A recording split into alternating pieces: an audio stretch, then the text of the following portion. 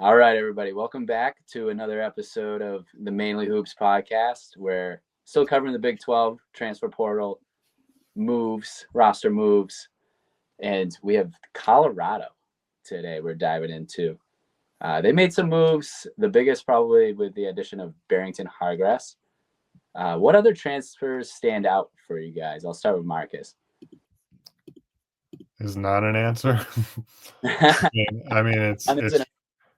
I mean, it's just him, right? I mean, he was ninth in the country in scoring last year at UC Riverside, just over 20 a game, like solid efficiency at 44%. Didn't shoot it great from three, 32.9%, 4 assists a game.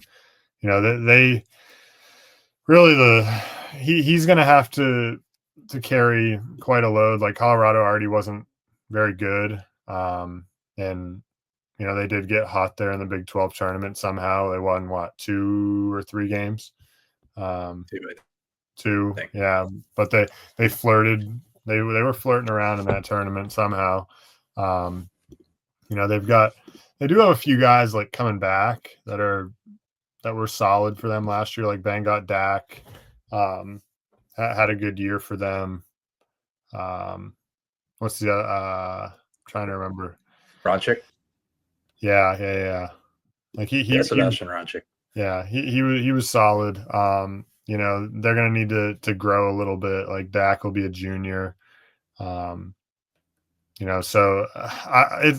This Colorado team, like you don't really expect a lot. Really, it's just traditionally they're not very good at basketball. Obviously, we saw them win they win 1 or 2 games a couple of years ago. They beat Florida there, and then like that was probably as good as you're going to get at Colorado. Mm-hmm. It's just a hard place, like hard basketball school to recruit to, I think, and he's done a good job as I think he can. It's tough, You're competing, especially now that they're in the Big 12. You're competing with some of the best programs in the country, right? Houston, Kansas, Baylor, Iowa State. It's Arizona now. Like it's tough. I know they were with Arizona before, but it's a really tough place to recruit in this league. Cody, what do you think?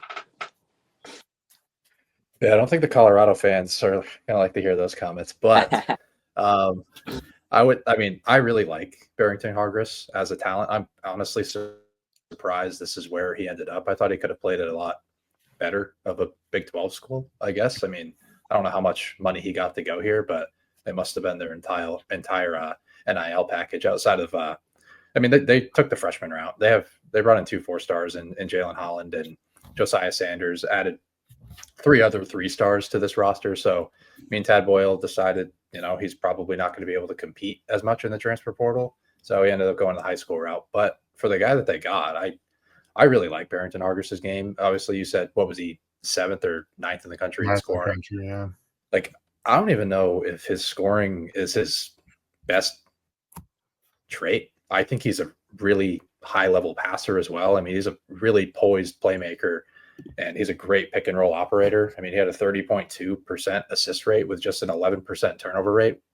And that's in his 2-year career thus far when he was at UC Riverside. I mean, I was really impressed at his poise when he was like high edged in pick and roll. He knew where his outlets are, and he made some pretty high level passes throughout his career. With the lack of talent he kind of played around, he was pretty much everything for that UC Riverside offense. So I was really impressed from what I've seen on tape from him. Like his scoring efficiency could be a bit better, but I do think his rim scoring game can kind of translate. He's a bigger guard for only being 6 feet tall. He's more physical, and he has the creation, the craftiness to score in the half court inside as well. And he's a really good mid-range shot creator in pick and roll. So it's gonna be really hard to play drop coverage against him. He can make you pay in that mid-range area. He's pretty creative in that area too. And like I said, like he's extremely poised. So you can give him as much responsibility as you want, and he's going to be able to have success.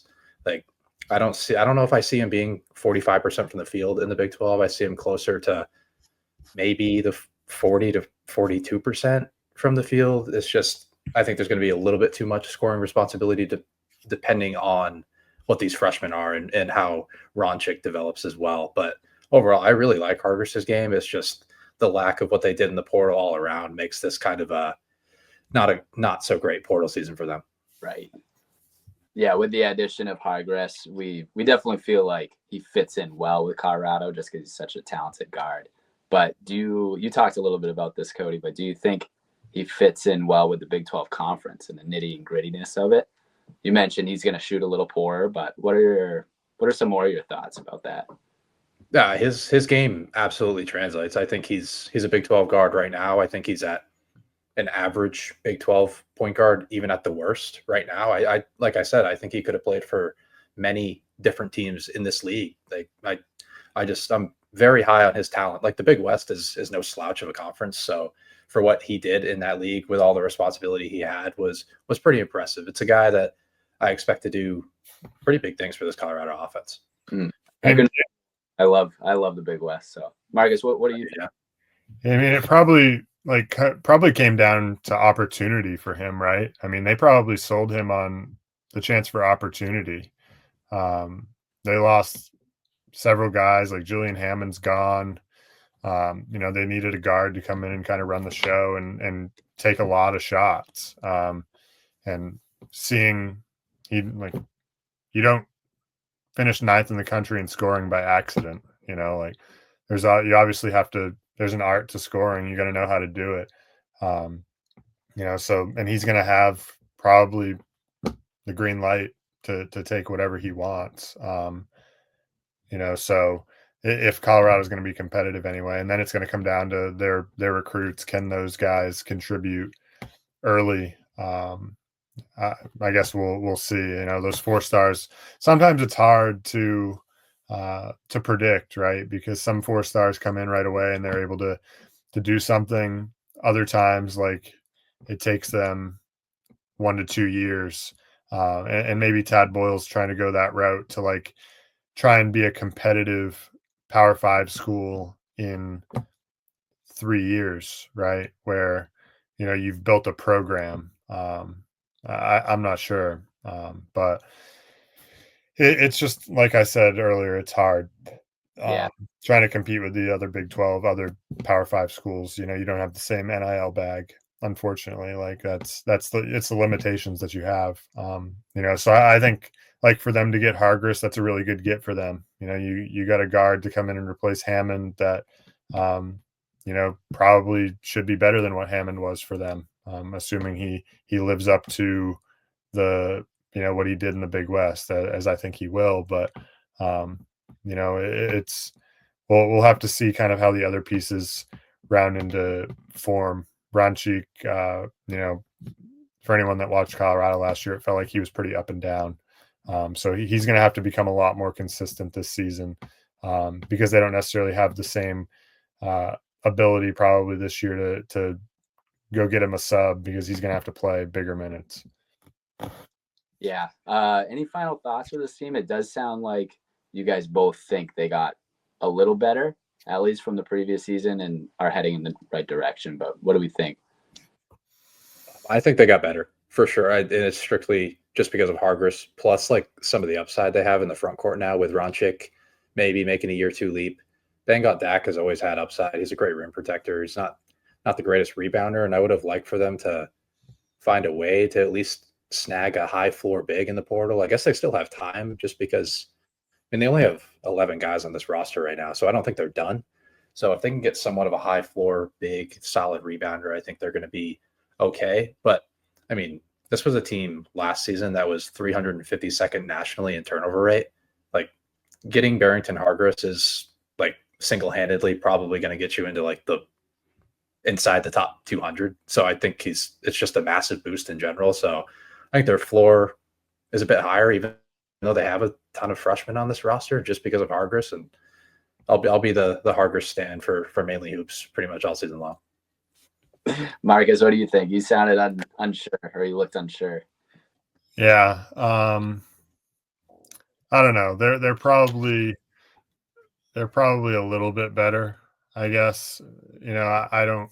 They're still like a bottom bottom end Big 12 school for this season. Like, if the freshmen can round into shape, maybe they can get into the middle of the pack. But you know, I don't really see much more than that, at least for this season. Maybe they're, you know, 3 years away. But you know, that remains to be seen. I think I do like Tad Boyle as a coach. So you know, I think that if they're going to go the high school route, you know, maybe they can hit on some guys. And then also, as you said, Cody, like getting some late transfers. Because right now, the big thing with the portal is like, okay, especially these schools that are going to be less competitive with money, you know, you're waiting to see kind of who's left hanging around afterwards. You know, who's still there, who didn't get paid, maybe who's asking too much and needs to lower their expectations, but other teams have already exhausted their entire NIL bag.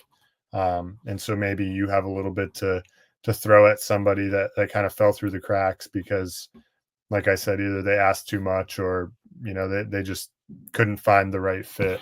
And maybe you sell them on the chance for opportunity here. So that wouldn't surprise me either. Yeah, we need to remind ourselves that these teams are still kind of learning the portal as well and the ins and outs of it. But I think we can all agree that Barrington Hargress will definitely enjoy playing here and get plenty of shots up. Yeah. No doubt. I mean, he had a 31.5% usage rate at UC Riverside. I think it's probably going to be pretty close to the same, unless one of these freshmen just pops right away or Ranchik makes that year 2 leap. I could see him having easily a 30% usage rate here and having success. Right on. Yeah, absolutely. Well, thank you everyone for listening to another episode, and we'll be back with another Big 12 team next.